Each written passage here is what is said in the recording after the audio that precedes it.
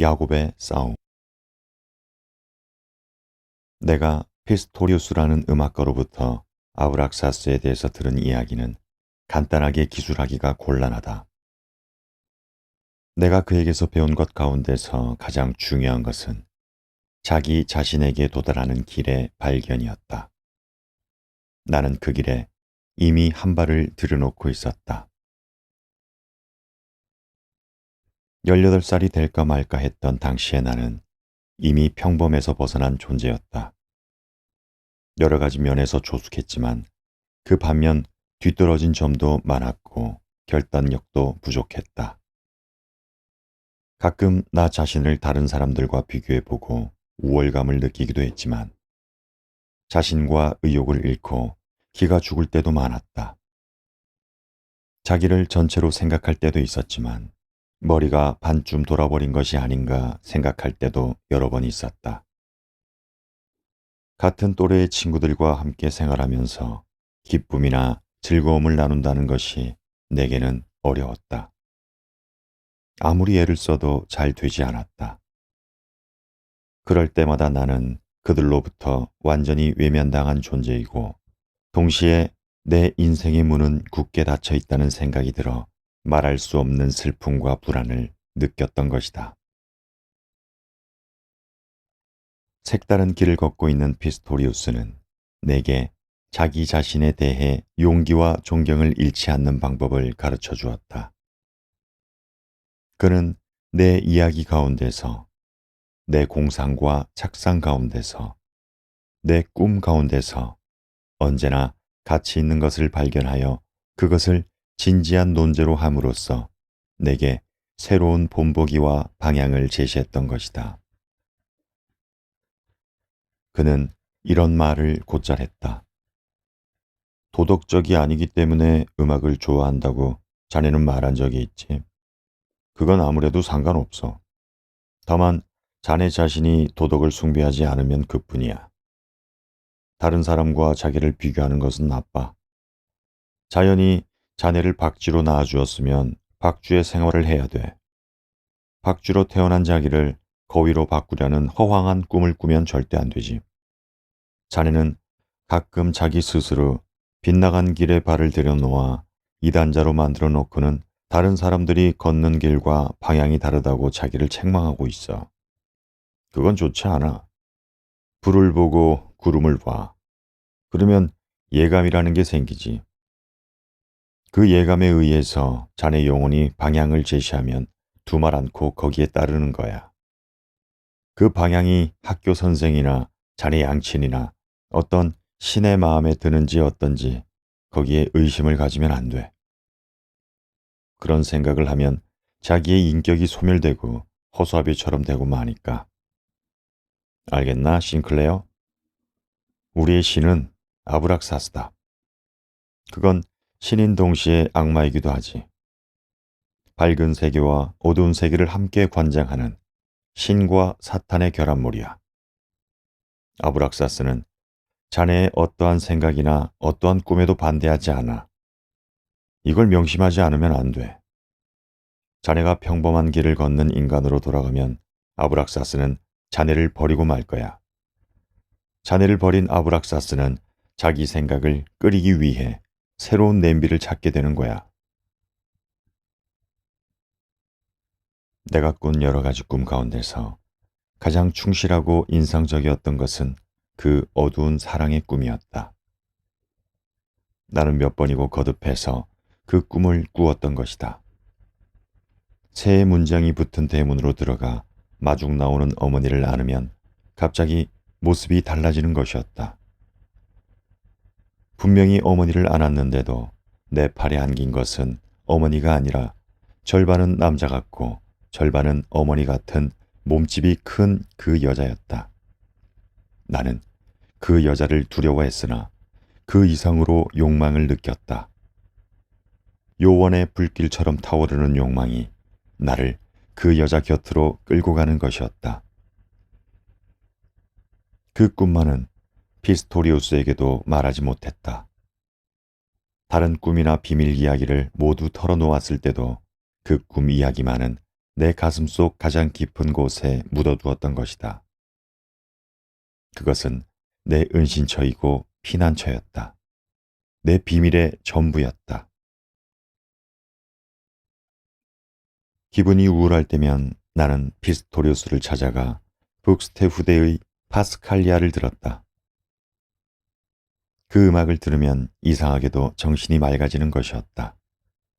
자기 속에 침잠하여 자기 자신의 목소리에 귀를 기울이고 있는 것 같은 그 음악은 내 마음에서 우울증을 걷어내는데 언제나 효과가 있었다. 그리하여 그 음악은 내 영혼의 이야기 소리임에 틀림없다는 확신이 점점 강해졌다. 가끔 우리는 오르간 소리가 멀리 사라진 뒤에 밖에서 있는 가스등의 희미한 불빛이 높은 창문으로 흘러들어오는 것을 바라보면서 늦게까지 의자에 앉아 있었다. 내가 이전에 신학을 공부해서 목사가 되려고 했다면 우습게 들리겠지? 피스토리우스가 말했다. 하지만 내가 저지른 죄는 형식에 불과한 거야. 성직자가 되는 것은 내 목표이고 목사는 내 천직이야. 다만 아브락사스를 알기 전에 여호와를 받들었다는 것뿐이지. 종교란 것은 어느 것을 막론하고 모두 멋있어. 종교는 영혼이야. 크리스트교의 성찬을 받건 메카를 순례하건 상관없는 일이야. 그렇다면 당신은 목사가 되어도 좋았을 거 아닌가요? 나는 물었다. 그렇지 않아, 싱클레어. 그거하고는 달라. 내가 목사라는 직업을 가지면 거짓말을 해야 되지 않나. 지금 내가 신봉하는 종교는 종교 같지도 않은 것이야. 말하자면 오성의 영역을 개척하는 방향으로 나가보자는 게 내 종교의 종지라고 할 수 있지. 나는 필요하다고 생각되면 가톨릭교도는 될지 모르지만 프로테스탄트의 목사 노릇은 안 해. 목사라니 천만의 말씀이지.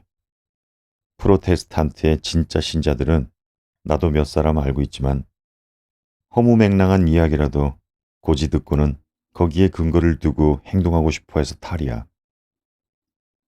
그런 사람들한테 가령 그리스도는 적어도 내게 있어서는 인간이 아니고 반신이다. 그리스도에 관한 이야기는 모두 신화다. 그리스도의 모습은 영원히 벽에 투영된 인류의 거대한 환상이다라는 말을 할 수 있겠어? 그리고 또 자기들에게 도움이 되는 말을 들어보기 위해 교회에 가는 사람들이나 임무만은 다 하고 싶다. 실수라도 하면 큰일이다. 등 그 밖에 그와 비슷한 여러 가지 이유로 교회에 모여드는 사람들에게 무슨 말이 통하겠나. 개종을 권유하면 될 게 아니냐고 자네는 생각할지 모르지만 나한테는 그런 생각이 조금도 없어. 신자들에게 개종을 종용하는 건 성직자의 본연의 자세가 아니야. 자기와 같은 종파의 신자들과 함께 생활하면서 각각 자기들 나름대로의 신을 창조해야겠다는 그들의 기분을 이해하고 그 표현의 수단이 되지 않으면 안 돼. 그는 잠시 말을 끊었다가 다시 이었다. 우리가 지금 그것을 이해하고 표현하기 위해서 선택한 아브락사스라는 신과 그 신을 믿는다는 것은 비길 데 없이 훌륭하고 멋진 일이야. 아브락사스는 최고의 신이고 그 신에 대한 신앙은 최선의 종교야. 그런데 우리가 갖고 있는 최선의 이 종교는 아직 젖을 빨고 있지. 날개도 돋아나지 않았어. 고독한 종교는 진짜가 아니야. 종교는 공통되는 요소를 갖고 있지 않으면 안 돼. 예배와 신비경에서의 도치, 재정과 의식, 비법 등을 가질 필요가 있어. 그는 말을 끊고 깊은 생각에 잠겼다. 그런 의식이면 몇 사람만 모여도 할 수 있고 또 혼자서도 할 수 있지 않을까요? 나는 상대방의 눈치를 살피면서 물어보았다. 그야 그렇지. 음악가는 고개를 끄덕이면서 말했다. 난 벌써부터 그렇게 하고 있어. 세상에 소문이 퍼지면 큰일이 나고도 남을 만큼 일반으로부터 죄악시되고 있는 의식이나 재전을 나 혼자 해왔단 말이야. 붙잡혀가면 톡톡히 징역 생활을 치를 일이지. 하지만 아직 진짜 종교는 되지 않았어. 이건 나 자신도 잘 알지만. 그러고는 느닷없이 내 어깨를 툭 쳤기 때문에 나는 흠칫하고 가슴을 오므렸다. 이봐 싱클레어. 그는 내 가슴을 파고드는 듯한 시선을 던지면서 말했다. 자네한테도 비밀 종교 같은 게 있어서 남들 몰래 재전이나 의식을 올리고 있단 말일세. 자네는 내게 그런 말은 하지 않았지만 자네는 어떤 꿈을 꾸고 있는 것이 틀림없어. 그게 어떤 꿈인지 나는 알려고 하지 않아. 근데 이건 분명히 말해두지만 자네는 그 꿈을 따라 살아가지 않으면 안 된단 말이야. 그 꿈을 실현하기 위해 재단을 만들어 놓지 않으면 안 돼. 그 꿈은 완전한 것은 못 되지만 하나의 길인 것만은 틀림없어. 언젠가는 우리가 이 세계를 혁신한다는 것을 자네는 곧 알게 될 걸세. 우리는 매일같이 자기의 마음속에서 세계를 혁신해야 해. 문제는 바로 거기 있어. 이걸 무시하면 아무것도 되지 않아. 자넨 18살이지, 싱클레어? 아직 나이가 어리니까 거리의 여자들을 찾지는 않겠지. 그 대신 자네는 사랑의 꿈, 사랑의 소망을 갖고 있는 게 틀림없어.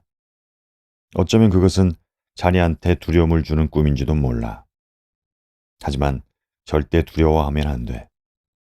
그 꿈은 자네가 갖고 있는 것 가운데서 가장 소중한 보물이야. 이것만은 믿어도 좋아. 나는 자네만 할 때 사랑의 꿈을 무리하게 억눌렀었지. 그래서는 안 돼. 아브락사스를 알게 된 이상 그럴 필요는 없어. 자기의 영혼이 바라는 이상 그것을 두려워하거나 금지된 일이라고 주저하면 안 돼. 나는 그 말을 이해할 수는 있었지만 전면적으로 수긍할 것은 못 된다고 생각했다. 하지만 생각나는 일은 무엇이든지 해도 좋다는 법은 없잖아요. 보기 싫은 놈이라고 죽여 없앨 수도 없는 일이고 말입니다. 그러자 그는 심각한 표정의 얼굴로 바싹 다가앉으면서 말했다. 괜찮아. 경우에 따라서는 그럴 수도 있어. 물론 옳은 일은 아니야. 마음 내키는 대로, 생각나는 대로 해도 좋다는 건 결코 아니지. 나도 그런 의미에서 말한 건 아니야. 다만 훌륭한 뜻이 있는 착상을 머릿속에서 두드려 내쫓거나 도덕이라는 굴레를 씌워서 괴롭히면 안 된다는 거지. 누구나 그렇겠지만 십자가에 매달릴 틈이 있으면 차라리 포도주나 마시면서 아브락사스의 재전을 생각하는 게 나아. 그게 훨씬 낫지. 또 그렇게까지 하지 않더라도 충동이나 유혹을 사랑과 존경으로 받아들일 수도 있어. 그렇게 되면 충동이나 유혹도 자기가 갖고 있는 그 나름의 의미를 보여줄 거야. 모든 것은 의미를 갖고 있으니까. 그리고 이건 분명히 알아둘 일이지만 싱클레어, 미친 사람이나 악마들에게서 흔히 보는 무분별과 죄악에 가까운 것을 하고 싶다는 욕구가 머리에 떠오르면 가령 아주 불결하고 음탕한 짓이나 누구를 죽여버리고 싶은 충동을 느끼게 되면 싱클레어, 그때는 조금 생각하지 않으면 안 돼. 내 마음속에서 이런 공상을 그리고 있는 것은 아브락사스로구나 하고 말이야. 자네가 죽이고 싶어 하는 사람은 모모시라는 이름을 갖고 있는 인간이 아니라 그 인간의 가면에 지나지 않아. 어떤 사람을 미워한다는 것은 자기 자신의 마음속에 도사리고 있는 어떤 것을 미워하는 거나 마찬가지야. 우리들의 마음속에 있는 것이 우리를 흥분시킨다는 것은 결코 있을 수 없는 일이지.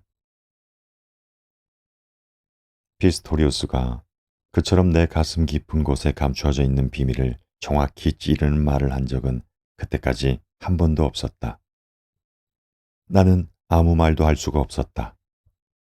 그때 강렬한 자극과 함께 아주 기묘하게 생각된 것은 내가 몇 해를 두고 가슴속에 간직하고 있던 막스 데미안의 이야기와 피스토리우스의 충격적인 그 말이 일치되고 있다는 사실이었다. 그들은 미리 짜놓기라도 한 것처럼 똑같은 말을 한 것이다. 우리가 외계에서 보는 것은 우리 각자의 마음속에 있는 것과 동일한 거야. 피스토리우스는 나직이 말했다. 우리 각자의 마음속에 있는 것 이외에 현실이란 존재할 수 없어. 대부분의 사람들이 비현실적인 생활을 하는 것은 외계의 형상을 현실로 보기 때문이야. 자기 속에 있는 자기 자신의 세계에 대해서 이야기할 기회를 주지 않기 때문이야. 그렇게 함으로써 행복할 수는 있겠지. 그러나 일단 자기 마음속의 현실을 알게 된 이상 거기에는 이미 선택의 여지가 없는 거야. 다른 사람들이 가는 길을 걸을 수는 없지. 싱클레어, 다른 사람이 가는 길은 험하지 않아. 그런데 우리가 걷는 길은 험해. 그래도 가야 해. 며칠 후 나는 밤늦게 길거리에서 그를 만났다. 그 전에 두 번이나 교회에 가서 기다렸지만 모두 허탕을 쳤던 것이다. 차가운 밤바람 속을 그는 술에 만취된 채 비틀거리면서 걸어오고 있었다. 나는 어쩐지 그에게 말을 건네고 싶은 생각이 나지 않았다. 그는 나를 알아보지 못한 채 내 옆을 지나쳐 버리고 말았다. 마치 미지의 세계에서 자기를 부르는 소리에 귀를 기울이면서 그 소리를 따라가는 것처럼 타는 듯한 눈으로 앞을 응시하고 있었다. 나는 그의 뒤를 따라 다음 거리까지 갔다. 눈에 보이지 않는 철사줄에 끌려가듯 그는 모든 것을 체념한 것 같은 걸음으로 유령처럼 어둠 속으로 사라지고 말았다. 나는 더 이상 따라가지 않았다. 그리고 구제받을 수 없는 꿈이 기다리고 있는 내 방으로 돌아갔다. 피스토리우스는 그런 방법으로 자기 속의 세계를 혁신하고 있는 모양이다. 나는 그런 생각을 했다. 그 뒤 곧 그 방법이 진부하고 너무나 도덕적인 것으로 느껴졌다. 그러나 그가 어떤 꿈을 꾸고 있는지 나는 전혀 모른다. 어쩌면 그는 그 도치 속에서 나보다 훨씬 확실한 길을 걷고 있는지도 모를 일이다.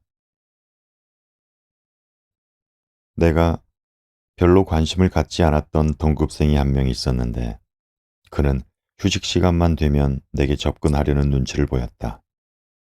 조그만 키에 몸집도 가늘고 몹시 연약해 보이는 소년으로 수치 성긴 머리칼은 약간 붉은 빛을 띤 블론드였다. 체격은 빈약하지만 그의 눈빛과 태도는 어딘가 모르게 독특한 인상을 주고 있었다. 어느 날 밤 기숙사로 돌아갈 때였다. 뒤쫓아온 그가 나를 앞질러 문 앞에서 걸음을 멈추었다. 뭐야?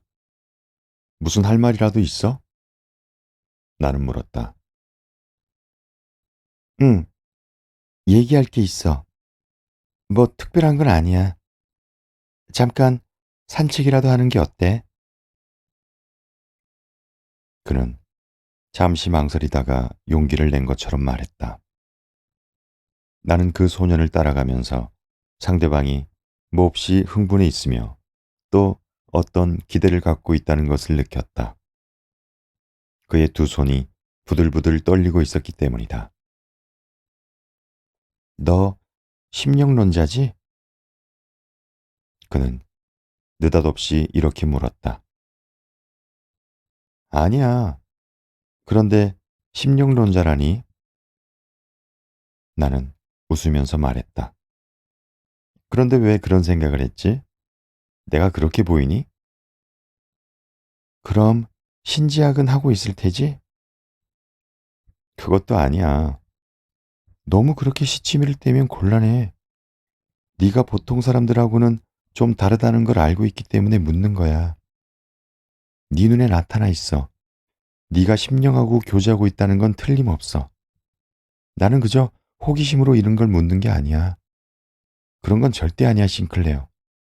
난 길을 찾고 있어. 이건 진심이야. 그리고 난 지금 외톨이야. 내 주위에는 아무도 없어. 그래? 계속 말해봐. 영혼이 어떤 건지 난 잘 모르지만 내가 내 꿈속에서 살고 있다는 건 사실이야. 넌 그걸 눈치챈 모양이구나. 다른 사람들도 모두 꿈속에서 살고 있긴 하지만 그건 자신들의 꿈이 아니야. 문제는 거기에 있어. 응, 그럴 테지. 그는 속삭이듯이 말했다. 꿈속에서 산다고 하지만 그게 어떤 종류의 꿈인가 하는데 문제의 열쇠가 있는 것 같아. 너 하얀 마술이란 말 들어본 적 있어? 나는 없다고 대답했다. 자기가 자기 자신을 지배할 수 있게 되면 문제는 해결되는 셈이야. 불로불사도 가능하고 마술도 부릴 수 있어. 너 그런 수업을 해본 적은 없어? 나는 그게 어떤 수업이냐고 물었다. 그러나 그는 좀처럼 입을 열려고 하지 않았다. 무슨 이유가 있는지 모르지만 자기 지식의 일면을 슬쩍 비춰놓고는 입을 다물어 버린 것이다. 나는 발길을 돌려 돌아가려는 몸짓을 해보였다. 그러자 무슨 생각을 했는지 그는 갑자기 이야기를 쏟아놓기 시작했다. 그 수업은 가령 예를 들면 잠을 자려고 할 때나 정신을 집중시키고 싶다는 생각이 들 때 시작하는 거야. 난 지금까지 그렇게 했어. 마음속으로 뭔가를 생각하지. 어떤 문구나 사람의 이름이나 기하의 도형 같은 걸 말이야. 그것을 완전히 자기 속에 밀어넣을 때까지 적극적으로 생각하지. 그리고 그것이 수시로 머리에 떠오르게 하는 거야. 다음에는 몸속에 밀어넣는 방법을 생각하는 거야. 그것을 거듭하면 나중엔 내 몸이 그런 것으로 가득 차게 돼. 그렇게 되면 내 정신은 확고해지고 어떤 일이 있어도 마음의 평정을 잃지 않아. 나는 어느 정도 그의 이야기를 이해할 수 있었다. 그는 그 밖에도 이야기하고 싶은 것이 있는 모양이었다. 그러나 자기의 지식을 내보이는 것이 목적이 아니라 무엇을 묻고 싶어 하는 눈치가 틀림없었다. 묘하게 흥분된 얼굴로 초조한 빛을 감추지 못하고 있었기 때문이다. 나는 무엇이든 묻고 싶은 것이 있으면 서슴지 말고 질문하라는 태도를 취했다. 그러자 얘기했던 대로 그는 근본 문제를 들고 나왔다. 너도 억제하고 있니? 억제하다니? 무슨 뜻이지? 섹스 말인가? 응, 그거야. 금욕이란 걸 알고서부터 벌써 2년째나 참고 있어. 그전엔 나쁜 짓을 덜어 했지. 넌 여자하고 함께 잔 적은 한 번도 없니? 없어. 이만하면 됐다고 할 만한 여자가 눈에 띄지 않았기 때문이야. 가령 눈에 들은 여자가 있다고 하면 그 여자하고 함께 자겠단 말이지?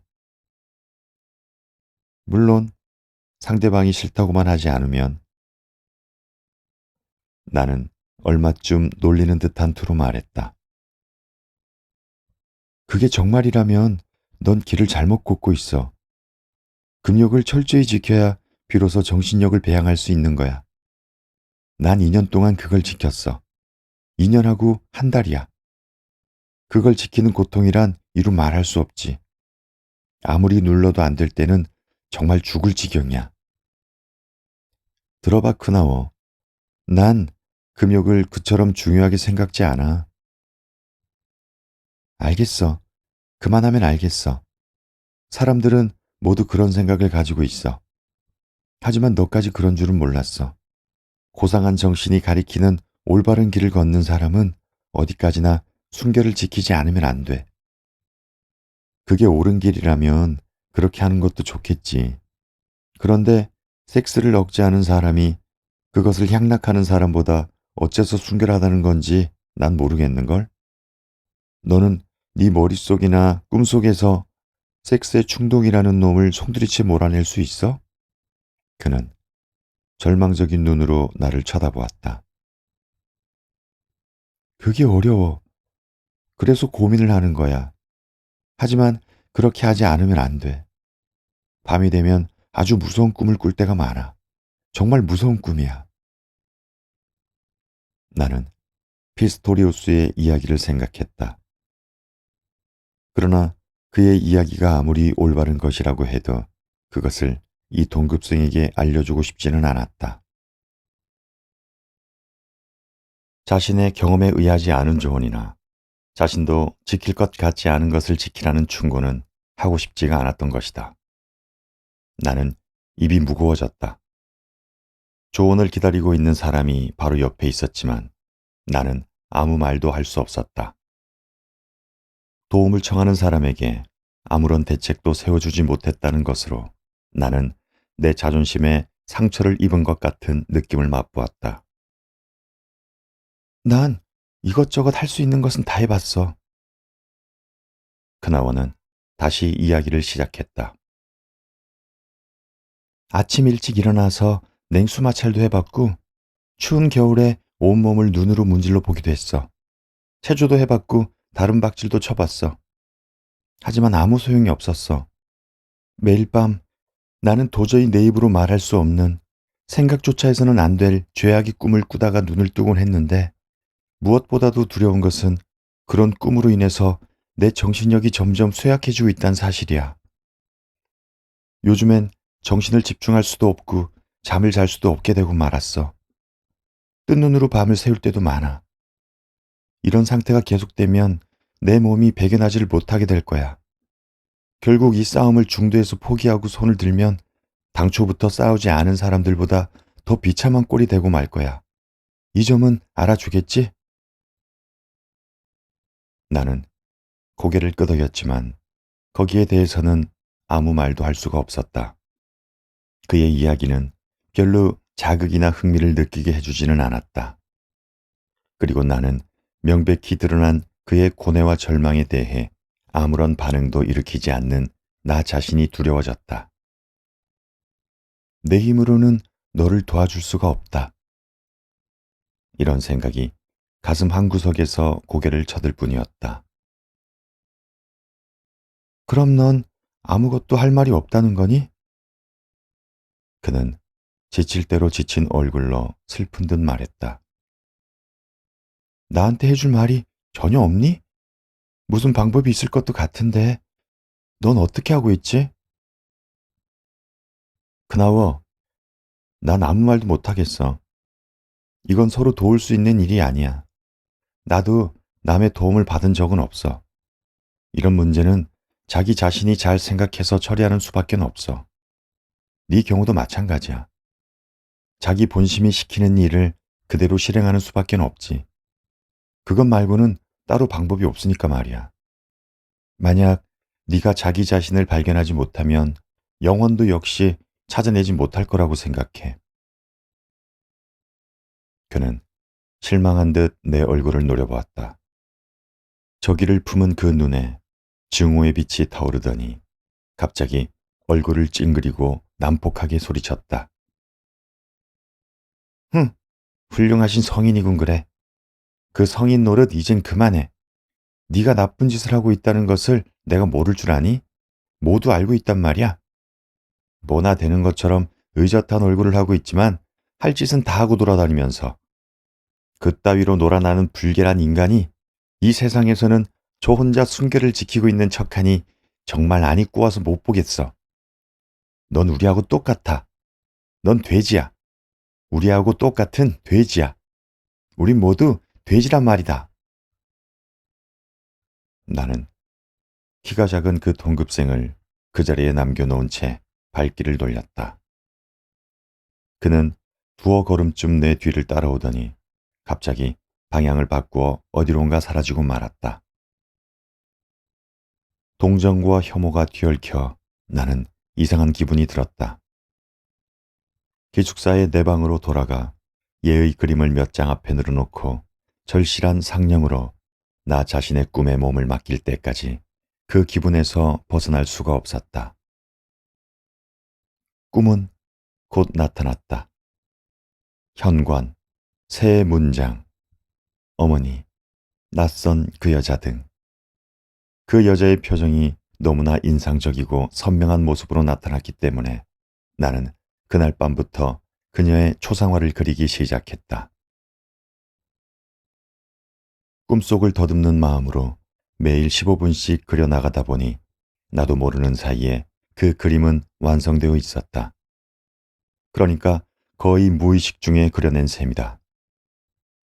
나는 저녁 무렵 그 그림을 내 방의 벽에 붙여놓고 램프를 그 앞에 갖다 놓았다. 그리고 결판이 날 때까지 싸우지 않으면 안 될 청년과 맞서서 노려보는 것처럼 그 초상화 앞에 서 있었다. 얼굴은 이전에 어떤 것과 닮아 있었다. 내 친구인 데미안과 닮은 것 같기도 하고 어딘가 모르게 나 자신을 닮은 것도 같았다. 한쪽 눈이 엉터리로 높은 곳에 붙어 있어 그 시선은 내 머리 위를 지나 운명의 길을 응시하고 있었다. 그 초상화 앞에 서면 나는 내 내부에 긴장되고 가슴 밑바닥까지 차가워지는 것을 느끼곤 했다. 나는 그 초상화의 주인공을 힐문도 하고 애무도 하고 또 기도를 올리기도 했다. 그리고 어머니라고 불러보기도 하고 연인이라 불러보기도 했다. 접대부나 창렬하며 욕을 퍼붓기도 했다. 때로는 아브락사스라고 부르기도 했다. 그러는 동안에 내 머릿속에 떠오르는 것이 있었다. 피스토리우스가 한 말인지 데미안이 한 말인지 그렇지 않으면 언제 들은 말인지 잘 생각은 나지 않았으나 그것이 또 들려오는 것 같았다. 그것은 신의 사도와 야곱의 싸움에 대한 이야기 가운데 당신이 나를 축복하지 않는 한 나는 당신을 놓아줄 수 없습니다. 라는 대목의 설명이었다. 램프에 비친 그 초상화의 얼굴은 그것을 그린 사람의 요구에 따라 그 면모가 여러 가지로 변했다. 밝고 빛나는 얼굴이 되는가 하면 어둡고 음울한 얼굴이 되기도 했다.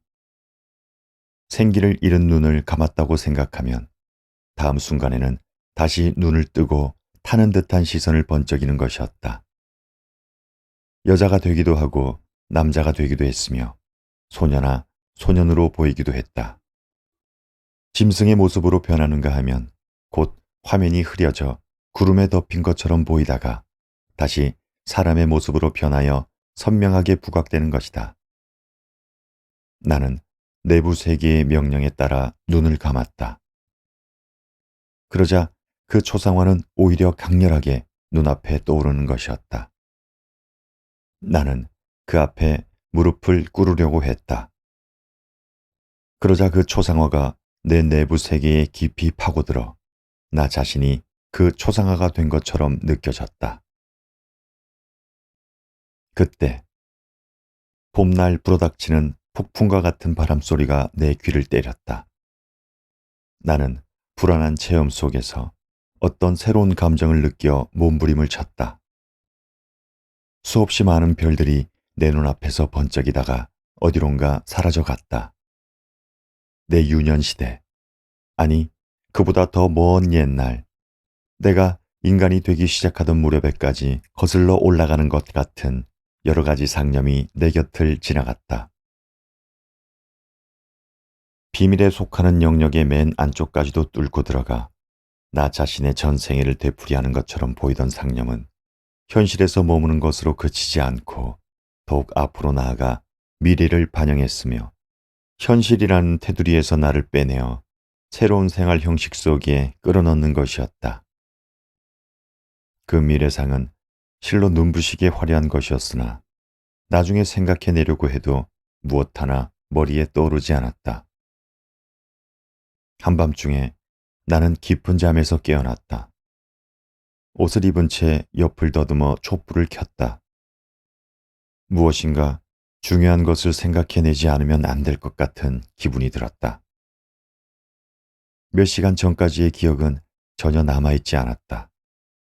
그런데 불빛을 들여다보고 있는 동안에 먼 데서 가물거리던 기억이 점점 되살아나기 시작했다.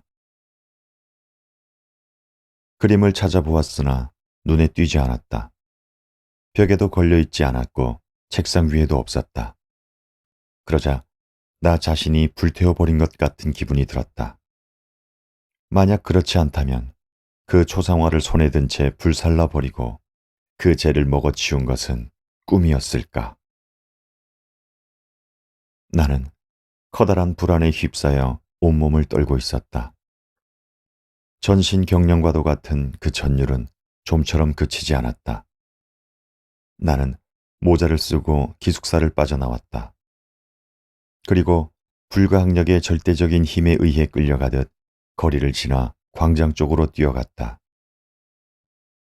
친구인 피스토리우스가 연주하는 교회 앞에서 발을 멈추고 귀를 기울였으나 정적을 깨트리는 음향은 들리지 않았다. 나는 어두운 충동에 몸을 맡긴 채 무엇인가를 찾으려 온 거리를 헤맸다. 내가 찾는 것이 무엇인지 나 자신도 알 수 없었다. 그러나 골목골목 샅샅이 뒤지듯 찾아 헤맸다.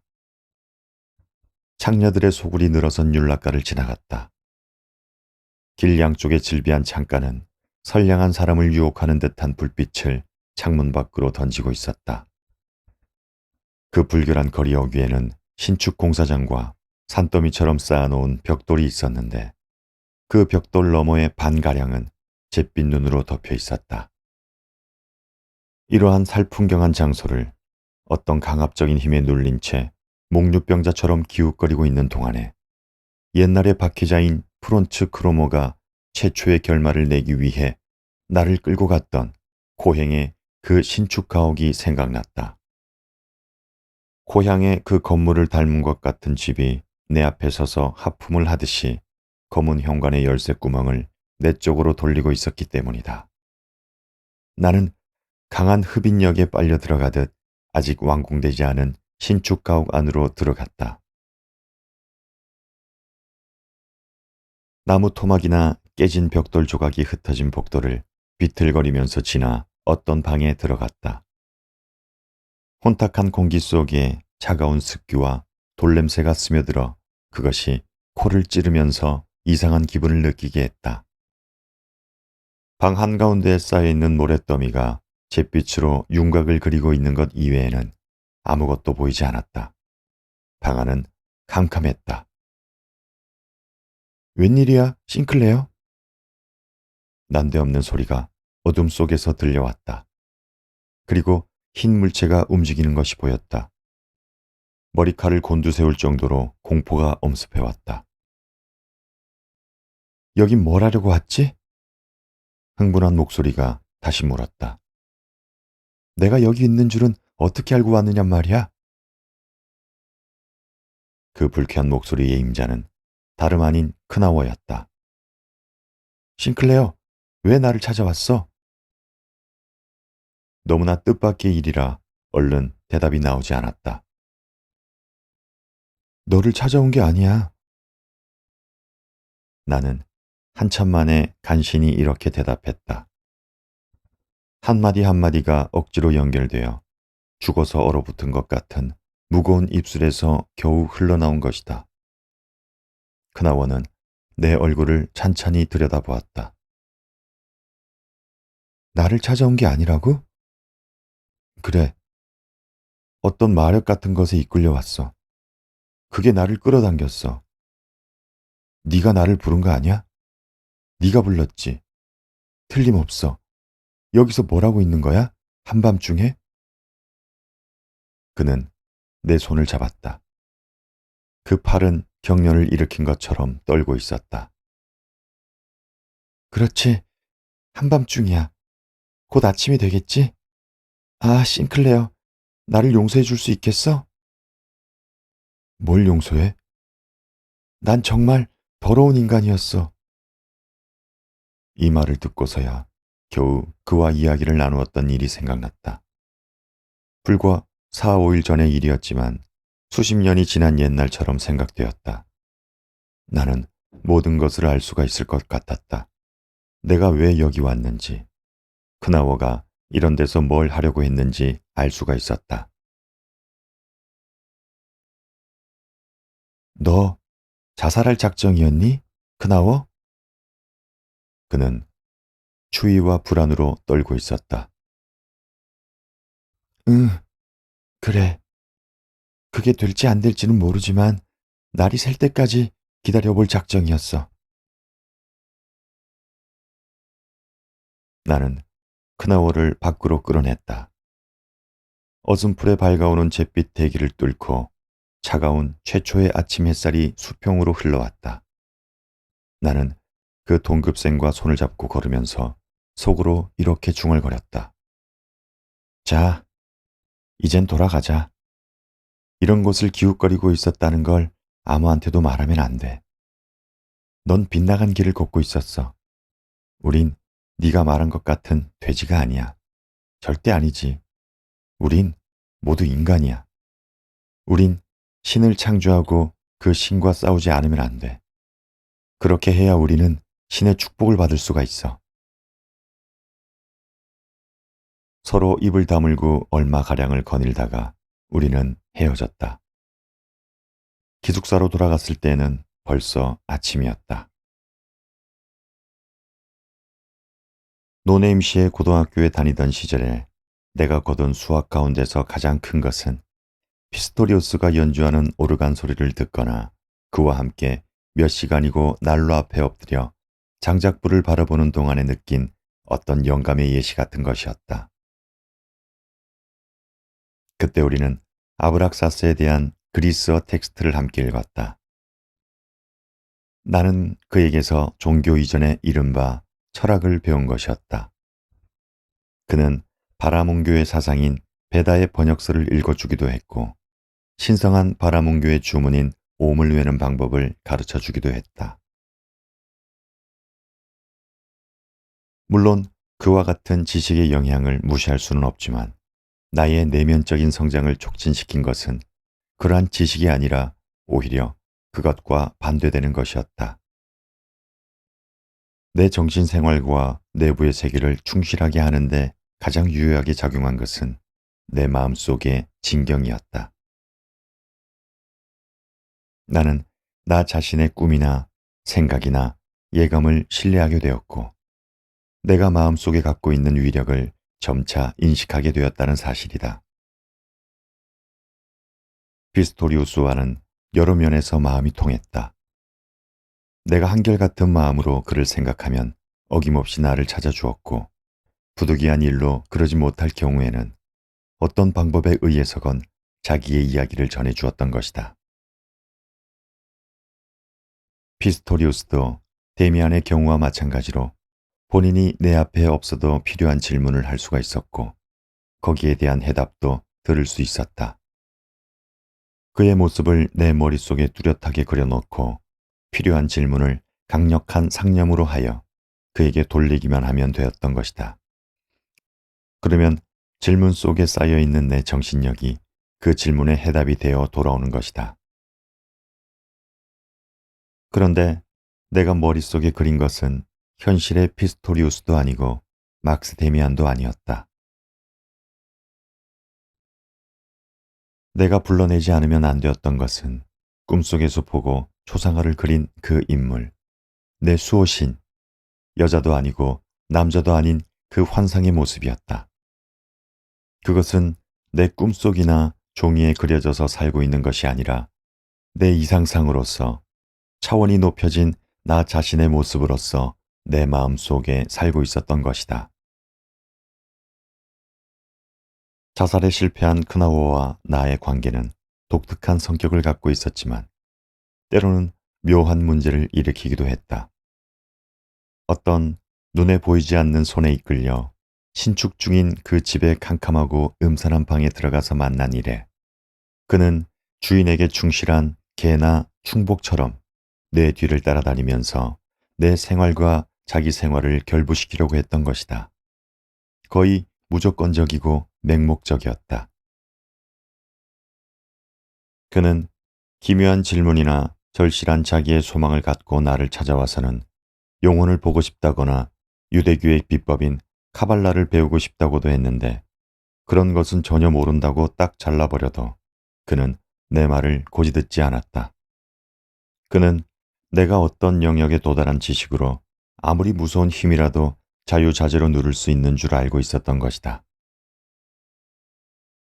그런데 이상하게도 그가 기묘한 질문을 들고 나오기만 하면 내 쪽에서도 해결하지 않으면 안 될 문제가 생기고 그의 엉뚱한 생각이 때로는 그 문제를 해결하는 실마리의 구실을 했다.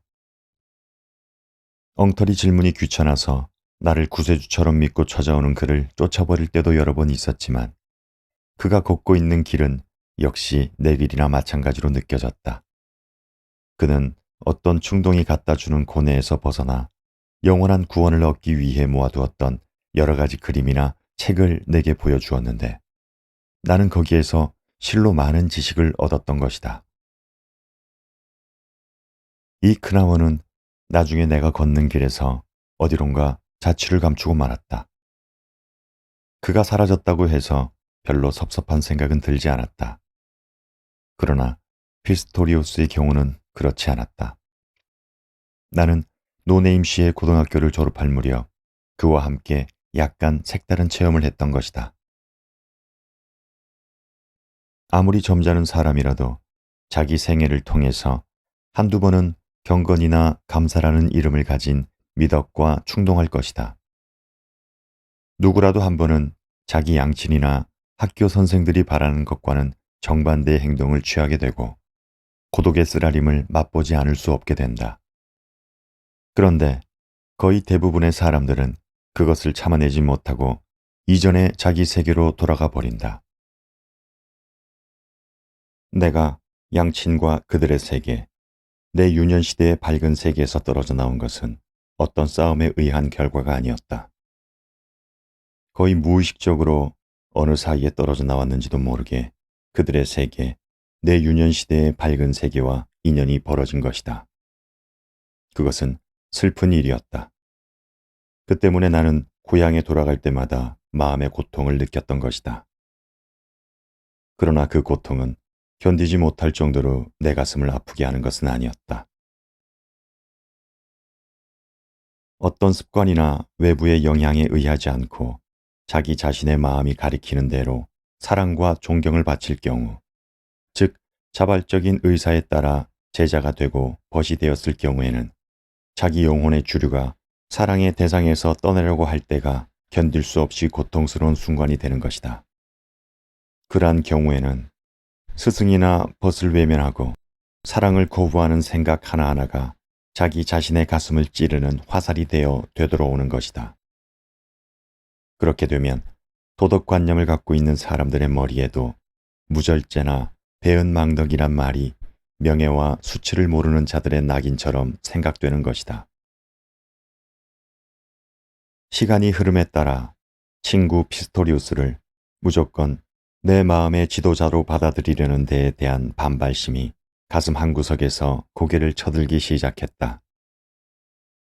내가 젊은 시절을 통해서 가장 중요했던 몇 달 동안에 체험한 것은 그와의 우정이었고 그의 조언과 위안이었으며 그와의 접촉이었다. 신은 피스토리우스라는 친구의 입을 빌려 내게 이야기를 해주었던 것이다. 내 꿈은 그의 해석과 설명을 받고 그의 입을 통해서 다시 내게로 돌아왔다. 그는 내게 자신에 대한 용기를 갖게 해주었던 것이다. 그런데도 나는 그에 대한 반감이 점차 높아지는 것을 느끼고 있었다. 그의 이야기 가운데 지나치게 설교에 치우친 데가 있다는 것을 느꼈고, 동시에 그가 완전히 이해한 것은 내 일부분에 지나지 않는다는 생각이 들었던 것이다. 우리는 싸움이나 논쟁을 벌인 적은 없었다. 우정에 금이 가게 하거나 우정을 청산하고 결별을 의미하는 내용의 이야기를 나눈 적조차 없었다. 있었다면 단 한마디, 물론 아기에서 나온 것은 아니지만 그의 감정을 자극하는 말을 한 적이 있었다. 내가 던진 그 한마디 말에 의해 그의 감정이 자극을 받는 순간 하나의 아름다운 환영이 여러 조각으로 끼어져 우리들 사이에 흩어졌던 것이다. 그렇게 될 것 같은 가능성을 보이는 예감이 벌써 오래전부터 내 마음을 무겁게 하고 있었다. 그것이 뚜렷한 감정으로 나타난 것은 어느 일요일이었다. 그날 우리는 그의 서재 난로 앞에 엎드린 채 불을 바라보면서 이야기를 나누고 있었다. 그는 자기가 공부하고 있는 종교의 교의나 여러 가지 형태에 대해 설명해 주었다. 그는 그러한 사색의 세계에 깊이 몸담고 있었으며 그 장래의 가능성까지 생각하고 있던 것이다. 그러한 모든 것이 내게는 사활에 관한 중요한 문제라기보다 오히려 신기하고 재미있는 일로 생각될 뿐이었다. 거기에는 풍부한 지식의 반향이 있었으나 다만 옛날에 있었던 세계의 잔해 속을 피곤한 다리를 이끌고 무엇인가를 찾아 헤매는 것으로 밖에는 들리지 않았던 것이다. 나는 갑자기 그러한 방법에 대해서 반감을 느꼈다.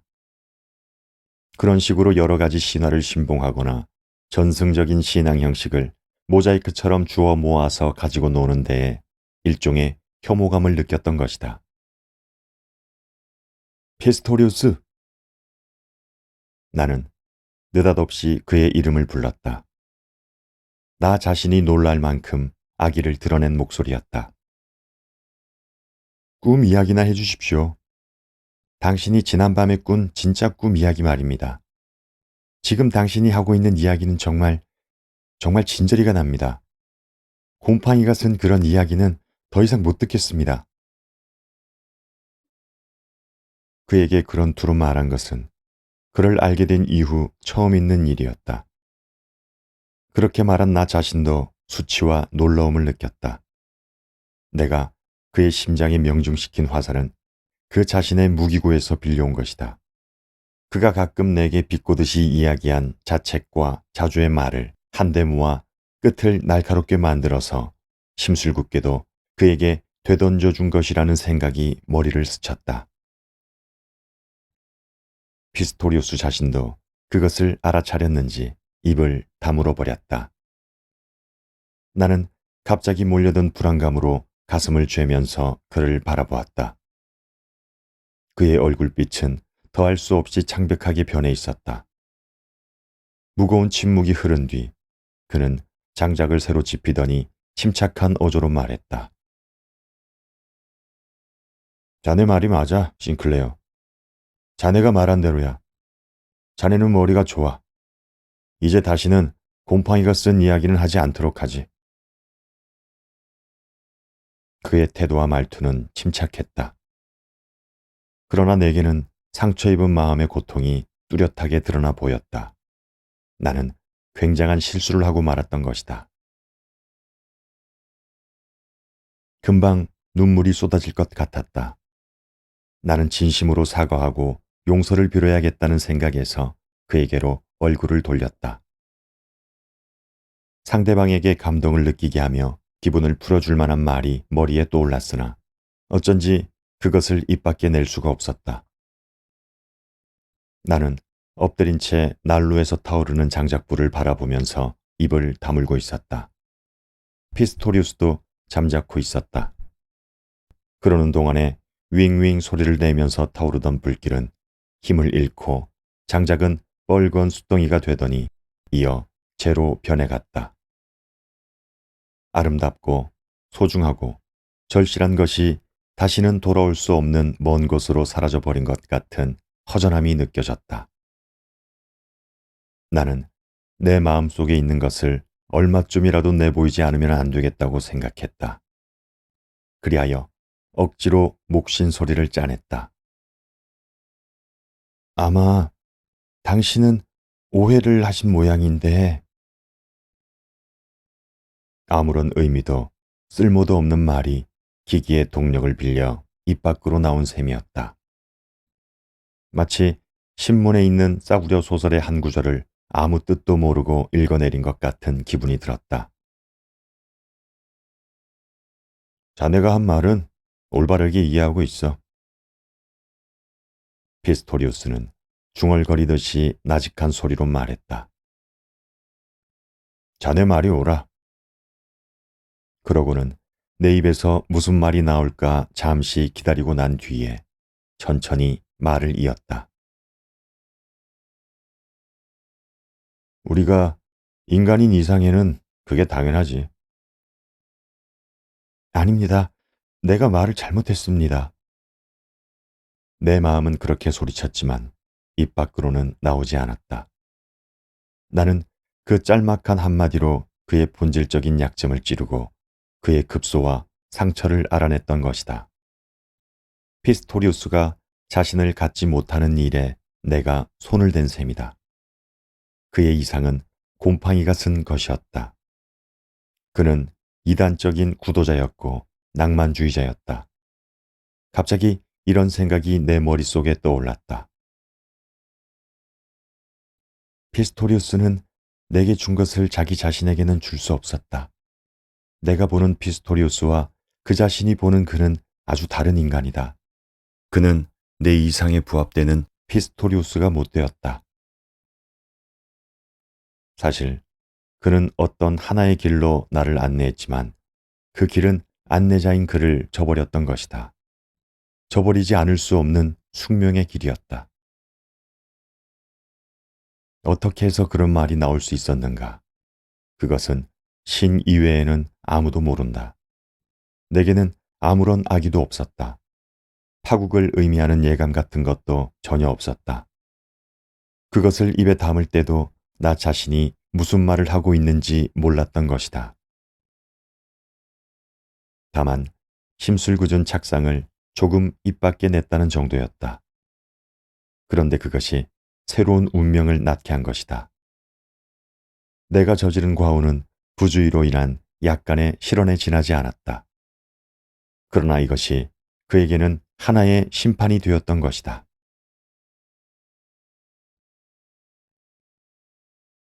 나는 그때 얼마나 간절하게 바랐는지 모른다.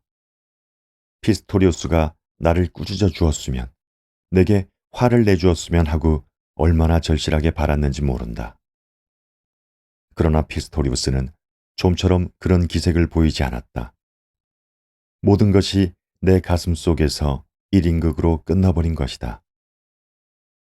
아무리 그렇더라도 엷은 웃음 정도는 얼굴에 띄어 보일 수도 있었을 텐데, 그것이 그에게는 불가능했다. 그만큼 내가 한 말은 그의 마음에 심한 상처를 입혔던 것이다. 피스토리우스가 건방지고 배은망덕한 싱클레어라는 제자의 치명적인 공격을 감수했다는 것과 한마디의 의도 없이 내 졸견을 받아들였다는 것, 내 말을 운명으로서 인정했다는 것, 그것은 내 머릿속에 자기 혐오의 마음을 가득히 채워 분별과 사료가 없는 내 행동 범위를 몇천 곱으로 확대했다. 나는 그때 막강한 전투력을 갖고 있는 적을 공격하듯이 상대방에게 부딪힌 셈이었다.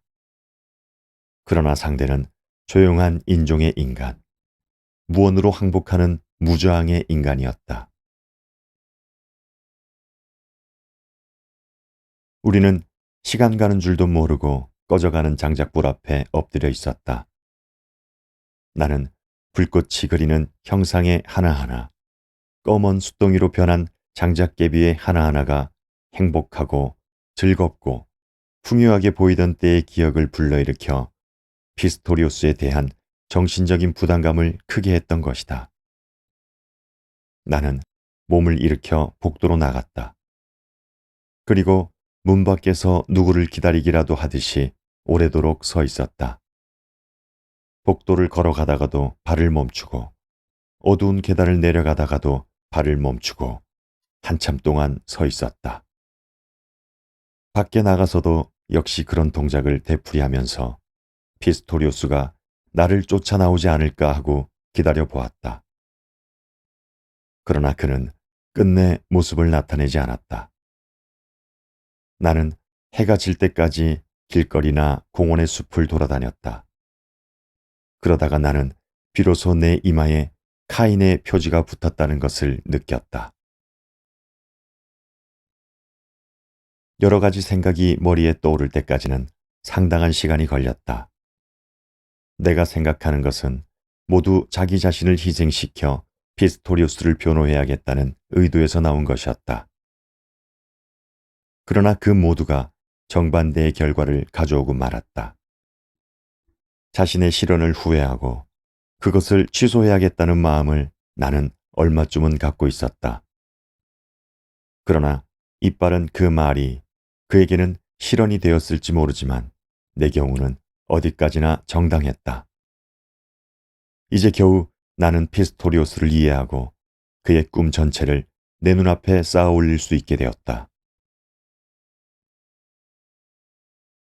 목사가 되는 것과 새로운 종교를 선교하는 것, 고매한 인격과 사랑과 기도의 새로운 형식을 설명하는 것, 새로운 상징을 만들어내는 것 등이 피스토리우스의 꿈이었다.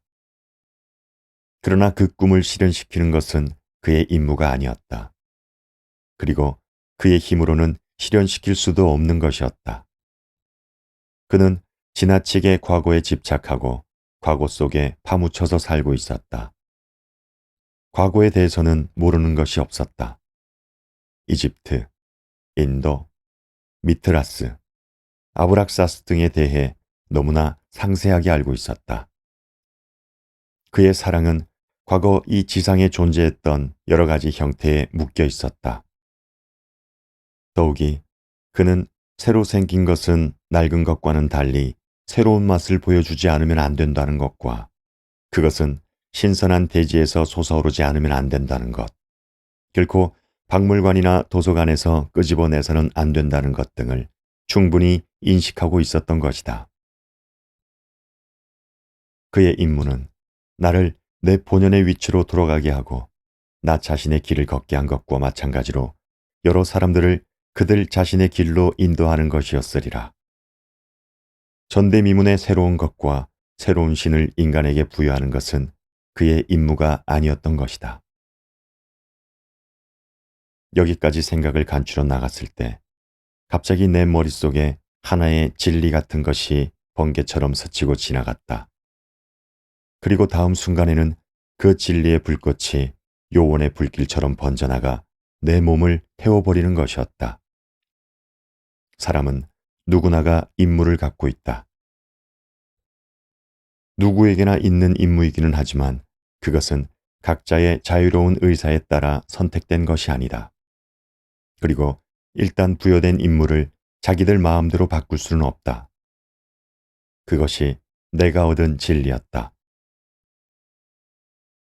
전대미문의 새로운 것, 새로운 신을 바란다는 것은 잘못이다. 무엇인가 새로운 것을 세계에 심어주고 인류 앞에 새로운 신을 만들어 내놓는다는 것은 그야말로 황당무계한 망상인 것이다. 눈을 뜬 인간, 오성의 영역에 발을 들여놓은 인간에게 있어서의 임무는 단 하나, 자기 자신을 찾는 것. 결의를 굳히고 각오를 새롭게 하여 자기 자신에 도달할 수 있는 길을 손으로 더듬어서라도 줄기차게 전진해 나가는 것이다. 그 밖에는 어떤 임무도 없다. 결코 없었다. 그 사실은 내 마음을 크게 흔들었다. 이것이 내가 이번에 체험을 통해서 얻은 성과였다. 때로 나는 여러 가지의 미래를 그려놓고 그 환상의 세계를 거닐어 본 적이 있었다. 그리고 내게 돌아올지도 모를 미지의 역할을 여러 가지 형태로 몽상하기도 했던 것이다. 어쩌면 그것은 시인이나 예언자의 역할이었는지도 모르고 화가나 그 밖의 역할이었는지도 모른다. 그러나 이와 같은 역할은 모두 보잘것없는 것이었다. 나는 시를 쓰거나 사람들 앞에서 그럴듯한 거짓말로 설교를 하거나 그림을 그리기 위해서 이 세상에 태어난 것이 아니다. 그런 일을 하기 위해서 이 세상에 존재하고 있는 것이 아니다. 나만이 그렇다는 것이 아니라 자기 자신으로 돌아가려는 목표를 세운 이상 다른 모든 사람의 경우도 마찬가지이다.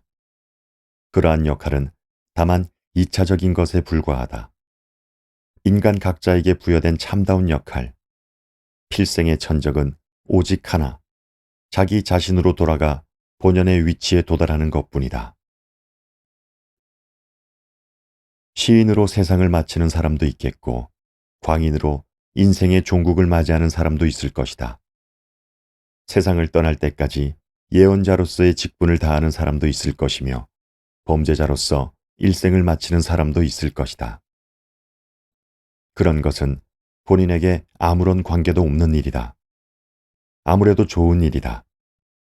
인간 각자의 본래의 임무는 어떤 절대적인 힘에 의해서 부여된 미지의 자기 운명을 찾아내고 그 운명과 더불어 완전하고 철저하게 자기 자신의 세계에서 살다 가는 것이다. 그 위의 것에는 모두 자기 자신으로부터 도망치려는 미래 도피 행위의 시도에 지나지 않는다. 그러한 시도는 어떤 사람의 경우를 불문하고 모두 중도에서 좌절되고 만다. 그것은 모든 인류의 이상에 역행하는 것이 된다. 자기 본래의 임무를 망각하고 그런 행위를 시도하는 건 자기의 본심을 두려워하기 때문이다.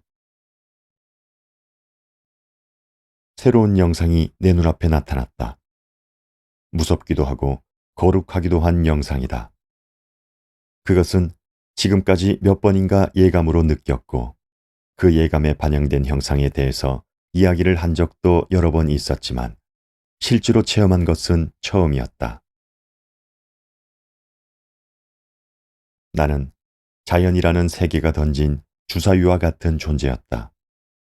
아무렇게나 내던져진 주사위는 그대로 굴러다니다가 흙 속에 파묻혀 버릴지도 모르고 자기의 운명의 길을 찾아갈지도 모른다.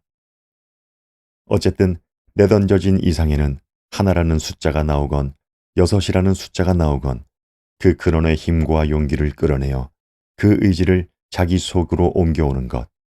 그것만이 내 천적이다. 내 본래의 임무는 그것뿐이다. 고독이란 것을 실증이 나도록 체험해온 나다. 그러나 이 세상에는 내가 여태껏 체험해온 고독보다 더 크고 심각한 고독이 있다는 것과 언젠가는 그 고독을 맛보지 않으면 안 된다는 것을 어렴풋하게 느꼈던 것이다. 나는 피스토리오스와 화해해야겠다는 생각을 가져본 적이 없었다. 우리는 친구의 관계를 계속 유지하고 있었지만 우리 사이에 오가는 우정은 정과는 그 성격이 달라져 있었다. 단 한 번 우리는 거기에 대해서 이야기한 적이 있었다. 이야기를 내가 먼저 꺼냈던 것이다. 그때 피스토리오스는 이렇게 말했다. 내가 목사의 뜻을 두고 있다는 건 자네도 알고 있겠지? 나는 목사가 되기 위해 수련을 쌓고 있는 중이야. 내가 바라는 목사는 거짓말을 늘어놓는 기성관념 속의 진부한 목사가 아니라 될 수만 있다면 새로운 종교, 우리가 여러 가지 예감을 갖고 있는 새로운 종교의 목사가 되고 싶어. 그러나 이것은 어디까지나 내 꿈이야. 도저히 실현될 수 없는 꿈. 아니, 절대 불가능한 일이 될지도 몰라. 이건 나 자신도 잘 알고 있어. 벌써부터 인식하고 있는 일이야. 나는 아마 다른 분야에서 활동하는 목사가 될 것 같아. 말하자면 오르간을 연주하든가 하는 그런 방법으로 말이야.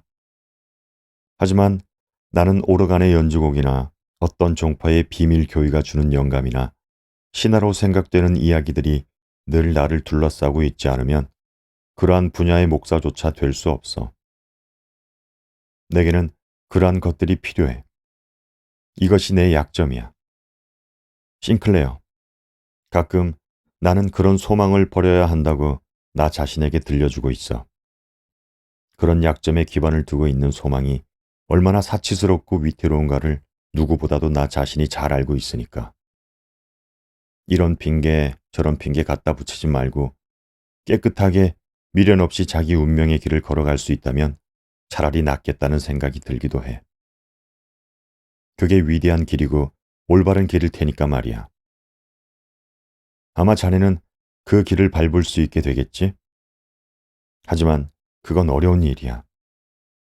싱클레어, 자네는 어떻게 생각할지 모르지만 이 세상에 존재하는 것 가운데 이보다 더 어려운 일은 없어. 나는 그것을 실천해야겠다고 생각한 적이 한두 번이 아니고 공상으로 그려본 운명의 형태도 여러 가지가 있었지만 역시 안 돼. 그건 어려운 일이야. 어렵고도 무섭지. 소름이 끼치도록 무섭단 말이야. 나는 내 몸을 벌거숭이로 만들어 고독 속에 던져 넣을 수는 없어. 고독을 이겨낼 만한 힘이 내겐 없어. 나는 무리하게 나 자신을 초인적인 위치에 끌어올려 놓기가 싫어졌어. 첫째, 두렵기 때문이야. 따지고 보면 나는 약하고 가엾은 한 마리의 개나 마찬가지야. 내 가슴 속에 개의 본능적인 욕구와 다름없는 의식작용이 있다는 걸 나는 부정하지 않아. 개가 먹이를 찾는 거나 마찬가지로 나도 따뜻한 음식을 구하고 때로는 내 곁에 가까운 친구가 있다는 것을 느껴보고도 싶어. 그런데 자기의 운명 이외에는 아무것도 필요치 않다는 사람이 있다면 그 사람에게는 친구라는 것도 필요치 않은 셈이 되지. 완전한 고립 상태, 완전한 외톨이로 자기를 묶어버리는 거야. 그런 사람들 주위엔 차가운 우주의 공간이 있을 뿐이야. 알겠나, 싱클레어? 겟세만의 동산의 예수가 그랬지. 지금까지 자기 스스로 십자가를 짊어진 순교자는 얼마든지 있었어. 그러나 십자가에 못 박힌 사람들이라고 해서 모두 다 영웅은 아니었지. 그들도 역시 신이 아닌 범속한 사람들이라 십자가에 못 박혀 숨을 거두는 순간까지 이 세상의 그리운 것과 낯익은 것들에 대해 미련을 끊지 못했어.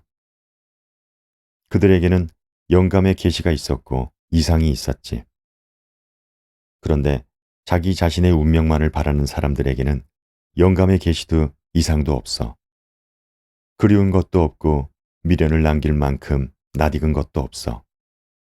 뿐만 아니라 자기를 위로해 줄 만한 것은 아무것도 없지. 이치를 따진다면 사람들은 의당히 그 길을 걸어야 하지. 자네도 그렇고 나도 그렇고 우리는 모두 고독한 사람이야. 그러나 우리가 맛보는 고독은 다른 사람의 경우와는 달라. 우리는 정신적으로 서로 통하는 바가 있고 비범한 것을 바라는 은밀한 욕구를 갖고 있어. 그러나 아까 말한 그 길을 끝까지 걸으려면 그러한 욕구는 모두 버려야 돼. 혁명가가 돼보겠다거나 모범적인 생활을 해보겠다거나 또는 순교자가 되어야겠다는 마음을 가지면 안 돼. 조금 어려운 일이기는 하지만 결코 그런 기분을 가져서는 안 돼. 사실 나로서는 생각하기 어려운 일이었다. 그러나 몽상의 세계에서 더듬어 보거나 어렴풋한 예감으로 느낄 수는 있었다. 죽은 듯이 고요한 정적 속에 몸을 담고 있을 때는 얼마간 선명하게 그것을 느낄 수가 있었다.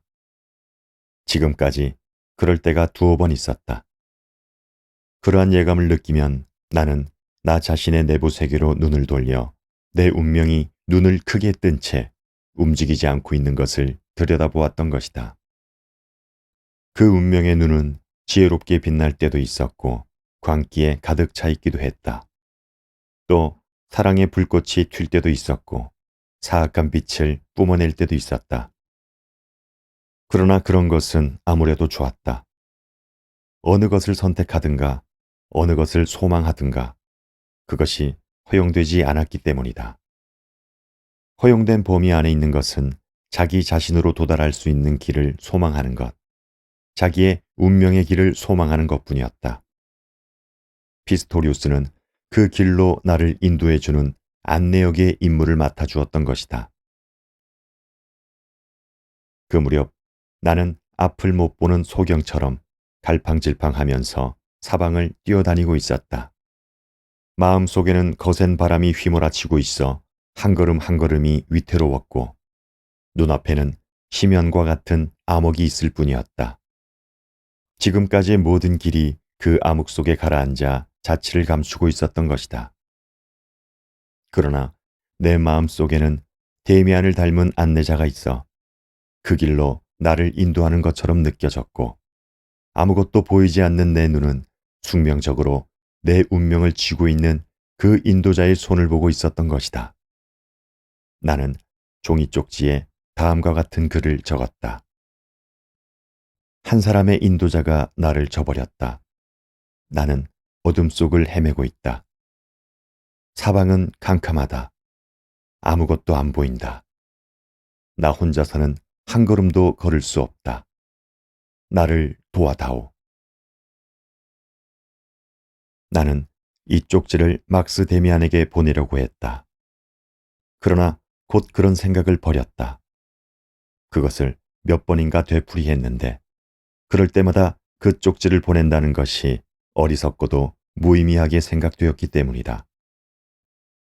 그 후 쪽지에 적혀 있는 짤막한 글귀는 자신도 모르는 사이에 머릿속에 새겨졌고 간혹 마음속으로 기도문처럼 외기도 했던 것이다.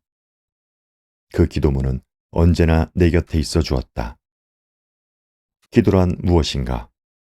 확실치는 않아도 어느 정도는 알 것 같았다.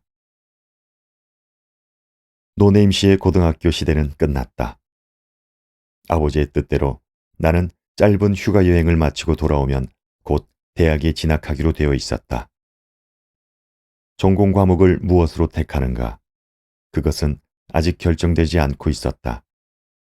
어쨌든 1학기 동안은 철학을 공부해야겠다고 작정했는데 거기에 대해서는 쉽게 아버지의 동의를 얻을 수 있었다. 그러나 철학 이외에 어느 학과를 공부한다고 해도 나는 만족스럽게 생각했을 것이다.